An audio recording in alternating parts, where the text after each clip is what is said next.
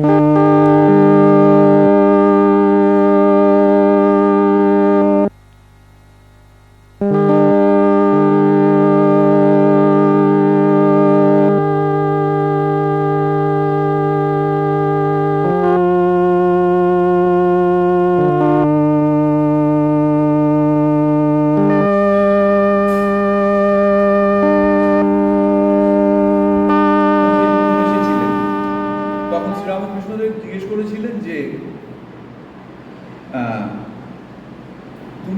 কি করো?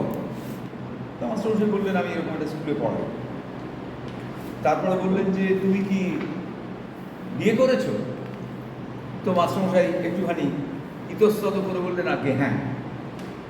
তো ঠাকুরের মুখটা যেন একটু হতাশ করে মনে হলো, মানে সেরকমই আর। তারপরে বললেন তোমার কি সন্তানাদি হয়েছে? আরও কাছামাছি হয়ে বললেন আগে হ্যাঁ।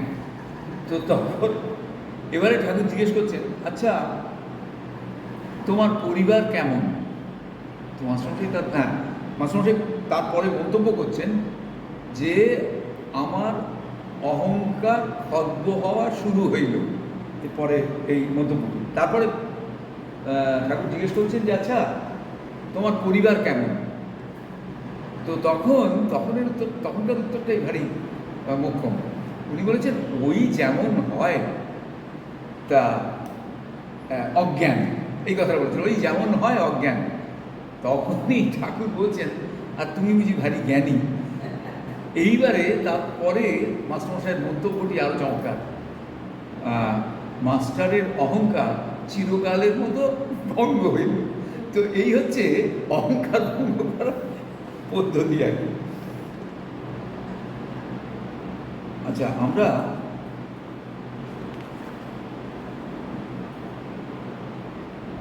যে ব্যাপারটা আজকে পড়বো এই ওয়ার্ডস অফ লং এগো থেকে, এটা হচ্ছে 1912, 21 মে 1912 এর একটি এন্ট্রি। তো এই যে সময়ে এন্ট্রিগুলো হচ্ছে 1912 এই সময় মা কিন্তু ফ্রান্সে, তখন শ্রী অরবিন্দের কথা শুনেছেন কিন্তু একেবারে অতটা স্পষ্ট করে তখনও পর্যন্ত দেখানো হয়নি। ওই পল রিচার্ডের কাছ থেকে একটু একটু করে শুনছেন শ্রী অরবিন্দের কথা, এবং ধীরে ধীরে ভারতীয় যোগ সাধনার প্রতি, বিশেষত শ্রী অরবিন্দের যোগের প্রতি মায়ের আগ্রহ জাগছে। কিন্তু আমার যেটা বক্তব্য সেটা হচ্ছে মায়ের যে আধ্যাত্মিক অগ্রগামিতা সেটা তখনই যথেষ্ট বেশি, সেইটে এই প্রসঙ্গগুলো থেকে পাওয়া যায়। তখনও ওই একটা ক্লাস হতো প্রত্যেক সপ্তাহের একদিন, ওখানকার রিভিউ কসমিক বলে একটা অর্গানাইজেশন, সেইখানে মা ক্লাস নিতেন, এবং সেই ক্লাসের প্রশ্নোত্তরের পর যে কোনো একটা প্রবন্ধ পড়তেন, এবং সেই প্রবন্ধটা আগের দিনের কোনো একটা প্রশ্নের রেফারেন্সে মা পড়তেন। এবারে তার উপরে পরের দিন আবার কোয়েশ্চেন আনসার হবে এরকম। সেরকমই একটি প্রবন্ধ যার প্রশ্নটা ছিল what is the greatest obstacle in ourselves to our concentration to impersonal work. অর্থাৎ এমন একটি কাজ যার ভেতরে অহংয়ের কোনো ভূমিকা থাকবে না। আমরা যখনই একটা কাজ করি তখন কি হয়, সেই কাজটার সঙ্গে আমার নিজেকে জড়িয়ে ফেলি, অর্থাৎ কাজটা আমার, এইভাবে আমি কাজটা করি। এই যে বলা হয় যে কাজ করবে কিন্তু ফলের আশা না করে, ফল ব্যাপারটা ঠিক আমার ফল ব্যাপার বলতে যেটা বোঝায় সেটা হচ্ছে যে কোনো একটা কাজ করার যে শেষ পরিণতি, সেটা তো আমাকে ভাবতেই হবে যে আমি এই কাজটা আমি নিয়েছি, সুতরাং আমি এটাকে স্পষ্টভাবে দেখব। এই পরিস্থিতিতে গেছে, মনে করা যাক কেউ একজন একটা গভীর গর্ত করবার কাজ নিয়েছে, একটা গাছ বসাবার জন্য হয়তো একটা গর্ত করবে। তো তাকে একটা জিনিস খেয়াল রাখতে হবে যে যতটা ডেপথ হলে ওই গাছটা ঠিকমতো করে বসানো যায় ততটা ডেপথে তিনি গর্তটা করতেই হবে। সুতরাং that is the end result. আমার কাছে এটা খুব পরিষ্কার থাকতে হবে, তা নাহলে আমার ওই কাজটা কমপ্লিট হবে না। কিন্তু এন্ড রেজাল্ট তাই ফল নয়। ফল হচ্ছে যখন এটা হয়ে গেল ওই এন্ড রেজাল্টটা আমি আমার সঙ্গে অ্যাসোসিয়েট করে নিলাম, অর্থাৎ it is me who have done this. It is me for whom the plant is still alive. অর্থাৎ আমি খুঁড়ে ওটা বসিয়েছি, সেই জন্যে এইটা হচ্ছে ফল। তার আগে পর্যন্ত কর্মফলে আসক্তির ব্যাপারটা থাকে না, এবং এটা খুব সুনিশ্চিত যে কাজটা আমি কীরকম শেষ করব সেটার একটা পরিষ্কার ছবি আমার চোখের সামনে থাকতে হবে। সেটা কিন্তু এন্ড রেজাল্টটা কিন্তু ওই ফল নয়, কর্মফল নয়। কর্মফলে সেটা পরিণত হয় কখন? যখন সেটা আমার ইগোর সঙ্গে অ্যাসোসিয়েটেড হয়ে যায়। সেই জন্যে বারবার বলেছেন যে ইগোলেস ওয়ার্ক বা ইম্পার্সোনাল ওয়ার্ক, অর্থাৎ work to be done without getting my ego associated, the doer's ego associated with the work. এইটা এবারে মা বলছেন, regarded from the most general point of view, this obstacle is indistinguishable from the very reason for the work to be accomplished. It is the present state of imperfection of physical matter. প্রথমে বলছেন সাধারণভাবে আমরা যদি দেখি তাহলে যে প্রতিবন্ধকতা আমাদের এই কাজটাকে ইম্পার্সোনাল ওয়ার্কে এসে দাঁড়ায়, সেটাকে খুব স্পষ্ট করে আমরা বুঝে উঠতে পারি না। Not distinguishable, indistinguishable. কেন? The work to be accomplished, অর্থাৎ আমরা যে কাজটা করব সেই কাজটার দিকে তাকালে আমরা ওই বাধাটা খুব স্পষ্ট করে বুঝতে পারি না, যতক্ষণ না আমাদের ভূমিকাটা আমরা অ্যানালাইজ করছি ওই কাজটা করবার সময়, ততক্ষণ পর্যন্ত। It is the present state of imperfection of physical matter. এটা হচ্ছে আমাদের যে ফিজিক্যাল ম্যাটার, আমাদের যে শরীরী অস্তিত্ব, এবং তার সঙ্গে যতটুকু ভাইটাল এবং যতটুকু মাইন্ড নিয়ে আমি কাজটা করছি, তার একটা ইমপারফেকশন, তার একটা অসঙ্গতি, ত্রুটি। কারণ যখনই আমি কাজটা করতে যাচ্ছি তখনই আমার ভূমিকাটা আমার কাছে খুব একটা স্পষ্ট নয়। আমি দেখছি এই কাজটা আমাকে করতে হবে, আমি এইভাবে কাজটা করবো, আমি নেমে পড়েছি। কিন্তু how M I getting myself associated with the work? ওই যে বললাম এটা আমার কাজ কিনা, আমি করছি, এইরকম একটা অহংকার ভেতরে তৈরি হচ্ছে কিনা। এবং এমন অনেকে আছেন যারা দেখবেন যখন কাজ করছেন তখন সেই কাজের আনুষঙ্গিক কিছু ব্যাপার স্যাপার সেটাও অন্য কারোর সঙ্গে ডেলিগেট করতে চান, অন্য কারোকে ডেলিগেট করতে চান না, কারণ আমি নিজে পুরো ব্যাপারটা করব। এগুলো অজান্তেই করে। এগুলো এমন নয় যে উনি খুব প্ল্যান্ড ওয়েতে করছেন, because of his nature or her nature. অথবা এরকম হতে পারে যে আমাকেই পুরো কাজটা করতে বলা হয়েছে, না হলে বোধহয় আমার কাজটা ঠিকঠাক হলো না, এইরকম ভাবেন উনি। Since we are made up of an imperfect substance, we cannot but share in this imperfection. আমাদের এক্সিস্টেন্সের মধ্যেই এই ত্রুটিটা রয়েছে, সেই জন্য আমরা এটাকে আলাদা করতে পারি না। Therefore, whatever degree of perfection, consciousness or knowledge is possible to our innermost being, the very fact that it incarnates in a physical body gives rise to obstacles to the purity of its manifestation. প্রথমে বললেন আমাদের ভেতরে যতটুকুই সংশুদ্ধি থাক, চেতনা থাক বা জ্ঞান থাক, আমার একেবারে অন্তরে নিঃসন্দেহে পারফেকশন আছে, নলেজ আছে এবং কনসিয়াসনেস কাজ করছে। কিন্তু সেগুলো কাজ করবে কোথা দিয়ে? থ্রু আর ফিজিক্যাল বডি। এবং যখনই ফিজিক্যাল বডির মধ্যে দিয়ে কাজ করবে তখনই তাকে মেনে চলতে হবে ফিজিক্যাল ভাইটালের নিয়ম, তা না হলে সে কাজটা করতে পারবে না। যেমন আমি একটা কাজে ফুল এফার্ট দিয়ে কাজটা কখন করব? সাধারণভাবে যেটা হয়, যখন আমার কাজের ভেতরে এই অহংকারটা থাকবে যে আমি কাজটা করছি। At the end of the day লোকে বলবে it is he or she who has done this work. আবার শ্রীরামকৃষ্ণদেবের একটা উদাহরণ দেওয়া যায় ওই মাস্টারমশাইকে নিয়ে। মাস্টারমশাইয়ের এই বইটি অনবদ্য কথামৃত। বলছেন যে মাস্টারমশাই বসে রয়েছেন, অনেক লোকজন রয়েছে, মাস্টারমশাই তখন আসেননি, অনেক লোকজন রয়েছেন, প্রসঙ্গ হচ্ছে, মাস্টারমশাই ঢুকছেন। এমন সময়ে শ্রীরামকৃষ্ণদেব আরেকজনের সঙ্গে কথা বলতে বলতে বললেন, তুমি ওই দেওয়ালের দিকে তাকিয়ে দেখো তো ওখানে কি ঝুলছে। তা উনি বললেন যে একটা আসন ঝুলছে। বলে আসনটা কাজ জানো? তো তিনি বললেন না জানি না। বলে ওটা হচ্ছে মাস্টারের আসন। ও যাওয়ার আগে ওই আসনটাকে ঝুলিয়ে রেখে যায়। কেন না, লোকে ঢুকে জিজ্ঞেস করবে এটা কার আসন। সবাই বলবে মাস্টারের আসন। লোকে ভাববে বাহ, মাস্টার এখানে আসে, এখানে খুঁজো টুজো করে। অর্থাৎ এই হচ্ছে আমাকে যুক্ত করছে, এইটা ইমপারফেকশন। আমি যে গিয়ে ওখানে ধ্যান করছি, এটা কিন্তু আমার ভেতরকার নলেজ, আমার ভেতরকার পারফেকশন, আমার ভেতরকার কনসিয়াসনেস। কিন্তু সেটা ম্যানিফেস্টেড হচ্ছে through this limited body, limited existence, limited consciousness. তার সমস্ত ইমপারফেকশনগুলো ওই যখন সেটা ইমপ্লিমেন্টেড হচ্ছে তার ভেতর দিয়ে আসছে। যে কারণে মানুষের ভেতরে যতই ভালো কাজ করার ইচ্ছে থাক, একটা জায়গায় গিয়ে দেখা যায়, অনেক সময় দেখা যায় সেটা একটু যেন ঠিক জায়গা থেকে সরে গেল। তাই বলছেন যে the very fact that it incarnates in a physical body gives rise to the obstacles of the purity of its manifestation. কাজেই যে শুদ্ধতা নিয়ে তার পরিপ্রকাশের ব্যাপার ছিল সেইটা ওখানে ধাক্কা খায়। And on the other hand, the aim of its incarnation is victory over these obstacles, the transformation of matter. এখানে বলছেন খুব সূক্ষ্ম একটা ব্যাপার, মা এটা লক্ষ্য করছেন। মা বলছেন যে তাহলে এই কাজগুলো কেন কেন এরকম ব্যবস্থা হলো যে আমার ভেতরে একটা ভাবনা আসবে, সেই ভাবনাটার মধ্যে শুদ্ধতা আছে, সেটা এমন একটা ইনস্ট্রুমেন্ট দিয়ে আমাকে করতে হবে যে ইনস্ট্রুমেন্টটার ভেতরে ত্রুটি থাকার জন্যে ভেতরের শুদ্ধতাটা কিছুতেই আমি বাইরে আনতে পারবো না। Why is it so? ভগবান তো আমাদের ইনস্ট্রুমেন্টটাকেও ভেতরে যে শুদ্ধ ভাবনা আসছে সেরকম করতে পারবে।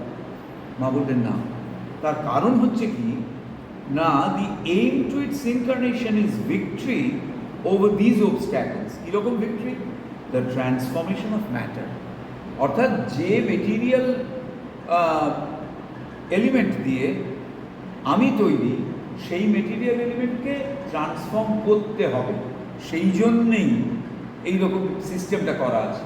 অর্থাৎ ভেতরে শুদ্ধ ভাব, কিন্তু তার পরিপ্রকাশের সময় যে যন্ত্রে তার পরিপ্রকাশ ঘটছে সেটার মধ্যে সেই শুদ্ধতাটা নেই। সুতরাং এটাকে আনতে হবে।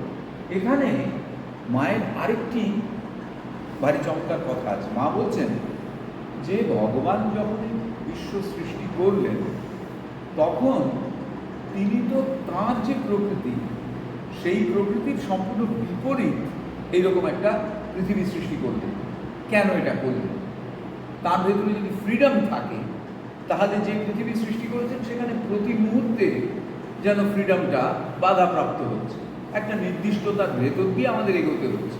আমরা তো যা খুশিটাই করতে পারি না, কিন্তু ভগবানের কাছে গিয়ে দেখা যাচ্ছে তিনি একেবারে ফুললি ফ্রি।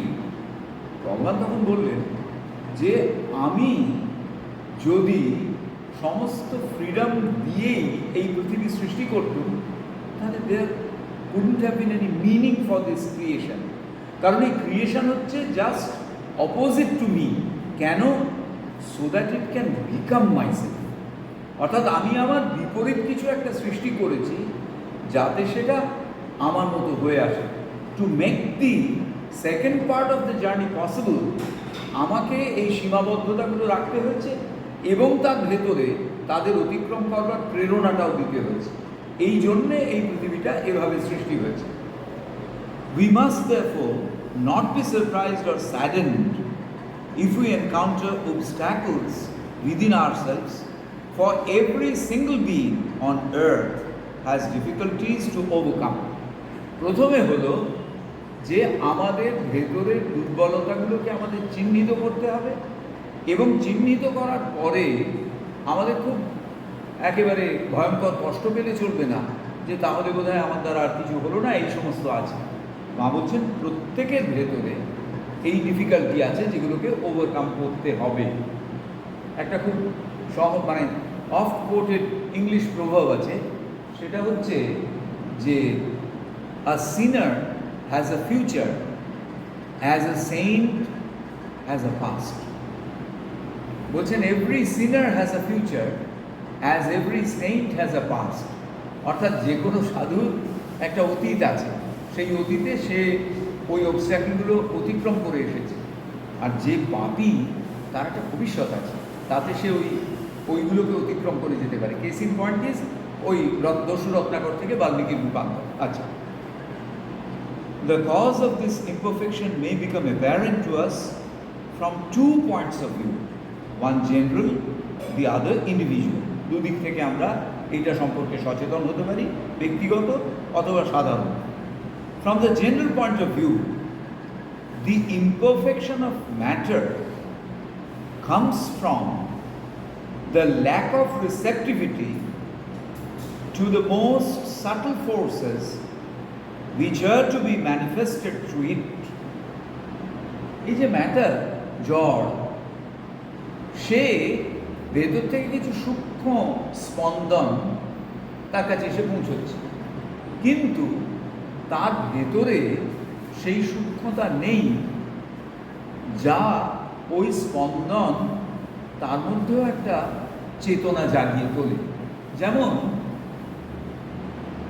আমি যদি মাধ্য সঙ্গীতের খুব মূলগত ব্যাপারগুলো না জানি, তাহলে আমার মনে হবে কোনো একটি মাধ্য সঙ্গীত শুনে আরে বাপরে তো গার্গল করে যাচ্ছে সময়। তো এইটা হচ্ছে to make myself fit, to make the matter supple enough, মানে খুব সূক্ষ্ম করে তোলা নিজেকে, খুব নমনীয় করে তোলা নিজেকে, যাতে ভেতরের স্পন্দন এসে পৌঁছয়। সেই জন্য প্রথমে বললেন, general point of view, the imperfection of matter comes from its lack of receptivity to the most subtle forces which are to be manifested through it. এর ভেতর দিয়ে যে সূক্ষ্ম শক্তিগুলো ম্যানিফেস্টেড হবে, সেগুলোকে রিসিভ করার উপযুক্ততায় নিয়ে আসতে হবে তাকে। যেমন একজন খুব ভালো ফিল্ডার, ক্রিকেটের খুব ভালো ফিল্ডার একজন, তার ভেতরে এই সূক্ষ্মতাটা থাকে, মানে যারা খুব ভালো ট্র্যাডিশনালি ভালো ফিল্ডার, তাদের ভেতরে তারা ওই বলের মুভমেন্ট দেখেই বুঝতে পারেন যে কোন দিকে কীভাবে ওটাকে গিয়ে আটকাতে হবে বা কিছু, তাদের মুভমেন্ট থেকেই সেটা একেবারে বোঝা যায়। অথবা আমি আগেও একবার উদাহরণ হিসেবে বলেছি, সেই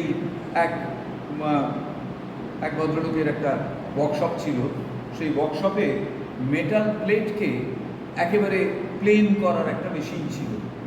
তো এই যে মেটাল প্লেটের ওপরে যাতে এতটুকু কোনো রকম উঁচু নিচু কিছু না থাকে, সেইটা দেখবার জন্য একটা আবার আল্ট্রাসাউন্ড মেশিনও ছিল। কিন্তু ভদ্রলোক সব কিছুর পরে, মানে তার বয়স যখনকার কথা আমি সেই ভদ্রলোকের কাছে শুনছি, তিনি বলছেন যে ওই জাপানিজ ভদ্রলোক, তার বয়স তখন 85, তিনি চোখ বন্ধ করে হাতটা বুলিয়ে যাচ্ছেন, ইভেন আফটার রিসিভিং দি আল্ট্রাসাউন্ড কি বলে ওয়েভস, যাতে পুরোপুরি বোঝা গেছে যে ওটা একেবারে প্লেন হয়েছে। তারপরেও উনি ওইটা করছেন, করে বলছেন এই দুটো জায়গাতে তোমাকে আরেকবার মেশিন চালাতে হবে। অর্থাৎ তার ওই physical body has become so subtle has to receive this subtle movements. তো সেইটা বলছেন যে এইটা এক নম্বর। But this lack of receptivity itself has many causes, and to explain them would lead us too far away from the heart of our subject. Besides, I think that in the last analysis, all difficulties lie in the illusion of personality, that is, the illusion that one thing can be distinct from the whole. এখানে বলা হচ্ছে যে এই যে lack of রিসেপ্টিভিটি, এর অনেকগুলো কারণ থাকতে পারে। এই কারণগুলো যদি আমরা আলাদা আলাদা করে ব্যাখ্যা করি, তাহলে আমাদের বক্তব্য বিষয় থেকে অনেক দূরে সরিয়ে নিয়ে যাবে। যেমন অনেক কারণের ভেতরে একটা হচ্ছে, সেই বিশেষ সময়টায় যদি আমার ভেতরে এমন কোনো একটা মানসিক ভাবনা কাজ করে, যে ভাবনার ফলে আমি পুরোপুরি আমার ফিজিক্যাল বডির যে মাইন্ড, তাকে ইনার মাইন্ডের সঙ্গে কানেক্ট করতে পারছি না, তাহলে আমি পারবো না, এবং সেক্ষেত্রে আমার ওই কী সমস্যা ইত্যাদিতে চলে যাবে। মা বলছেন ওই দিকে আমরা যাব না। তাহলে to avoid speculation on the necessity of this illusion, for the very existence of the universe as we know it, I shall consider the question solely from the terrestrial and human angle. একেবারে পার্থিব এবং মানুষী দিক থেকে আমরা এই সমস্যাটাকে ধরব। কি?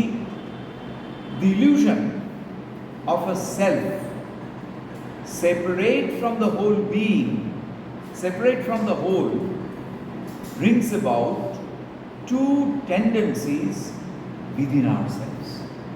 আমার ভেতরে একটি সত্তা আছে এবং সেই সত্তা আমাদের বাইরের যে সত্তা তার থেকে সম্পূর্ণ বিচ্ছিন্ন।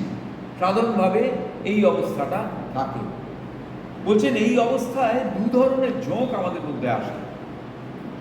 The first comes from an unconscious need for identification with the whole. এই যে ভেতরে যে আত্মা, আমার অন্তরাত্মা, এবং আমার বাইরের যে শরীর বা বাইরের যে অংশ, part of my outer physical existence, এই দুটোর মধ্যে যোগাযোগ নেই। কিন্তু এই বাইরের শরীরের ভেতরেও ভেতরের সত্তার সঙ্গে যোগাযোগের একটা ভীষণ সুপ্ত বা সূক্ষ্ম প্রেরণা রয়েছে। ইকুয়ালি আন্তঃসত্ত্বাও বাইরের সত্তার সঙ্গে যুক্ত হতে চাইছেন, পাচ্ছেন না। কেন না? আন্তঃসত্ত্বা দেখছেন তার স্পন্দন বাইরের সত্তা রিসিভ করতে পারছেন না, আর বাইরের সত্তা দেখছেন তিনি ভেতরের স্পন্দনটা নিতে পারছেন না। এই যে খাঁচার পাখি ছিল সোনার খাঁচাটিতে, বনের পাখি ছিল বনে, খাঁচার পাখি গাহে খাঁচায় বসি বসি, বনের গান ছিল যত, খাঁচার পাখি গাহে খাঁচায় বসি বসি, শিখানো বুলি তার যত, বনের পাখি গাহে বনের গান তার, দোহার ভাষা দুই মতো। এই যে দোহার ভাষা দুই মতো, এক একজন এক একটা এক এক রকম, সেই জন্যে এদের দুজনের ভেতরে কোনো সমঝোতা হচ্ছে না। But by the very fact of the illusion of personality, each one conceives this identification only as an absorption into himself and seeks more or less to be the center of the whole. যখন personality, ব্যক্তিত্বের ওপর নির্ভর করে আমরা এই সংযোগটা ঘটাতে চাইছি, তখন আমাদের অসুবিধাটা কি হচ্ছে? আমরা ব্যক্তিত্ব সম্পর্কে একটা ধারণা করে নিচ্ছি, করে নিয়ে সেই ছাঁচে আমাদের আন্তঃসত্ত্বাকে ঢেলে ফেলতে চাইছি। এটা কখন হয়? একজন খুব নামকরা সঙ্গীত শিল্পী এবং শিক্ষক, তিনি যখন তার ছাত্র বা ছাত্রীদের গান শেখান, তখন দেখা যায় যে যারা তার কাছে শিখছেন তারা প্রত্যেকে ওই রকম তার গুরুর যে ম্যানারিজম, গুরুর যে গলার ভঙ্গি, ভাবনার ভঙ্গি, স্বর লাগানোর ভঙ্গি, একেবারে সেইগুলো তারা অনুকরণ করছেন। কেন না? গুরু তার পার্সোনালিটির সঙ্গে তার ইনার এক্সিস্টেন্সকে মিলিয়ে ফেলেছেন। ফলে তার ভেতর থেকে যে যার নিজের মতো করে নিজেকে গড়ে তুলতে পারছেন। এক্সেপশন আছে। কীরকম? খুব স্টার্ক এবং শ্রদ্ধেয় বা যিনি এক্সেপশন আমাদের কাছে, তিনি হচ্ছেন বাবা আলাউদ্দিন খাঁ সাহেব। তিনি, তার তো অসংখ্য ছাত্র এবং প্রত্যেকে স্বকীয় বৈশিষ্ট্যে স্বতন্ত্র।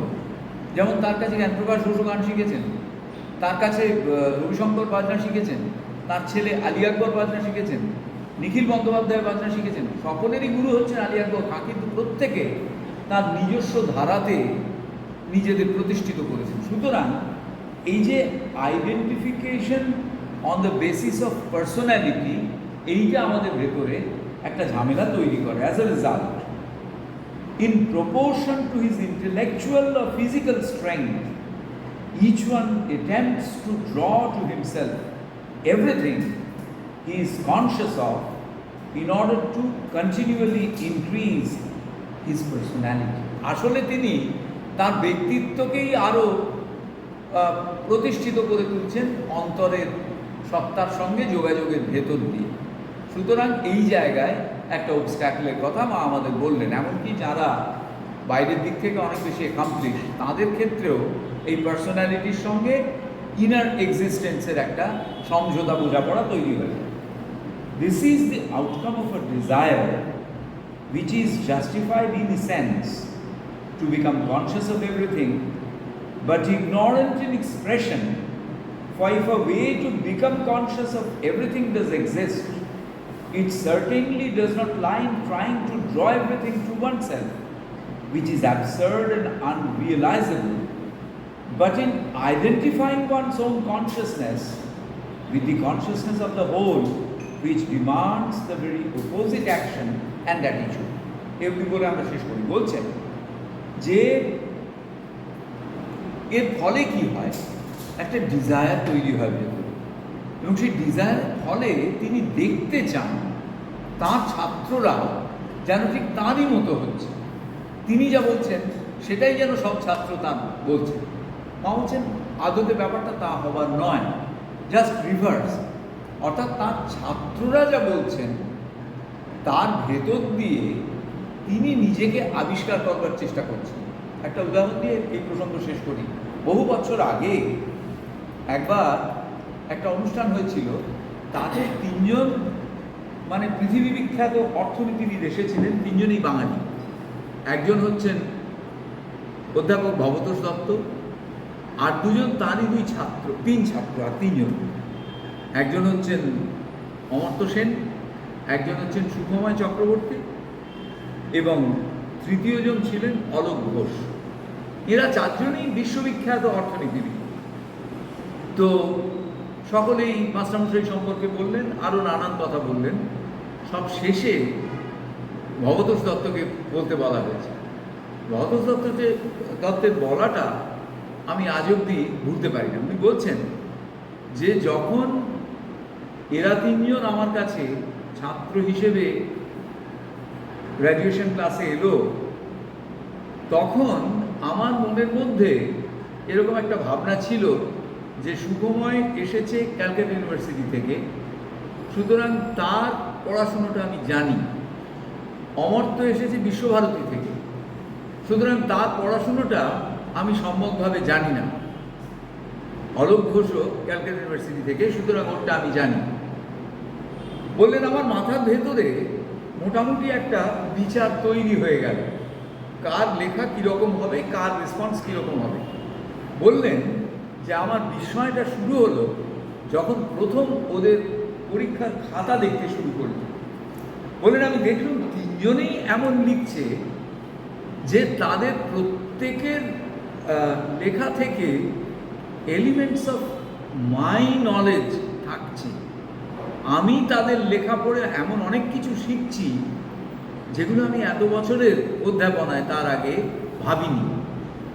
তো এইটা হচ্ছে মা যেটা বললেন, যে নিজের ব্যক্তিত্বে তার ছাত্র বা যাদের তিনি সঙ্গে রয়েছেন তাদের গড়ে তোলা নয়, সকলের ব্যক্তিত্বের মধ্যে দিয়ে নিজের রিফ্লেকশনটা দেখতে পাওয়া।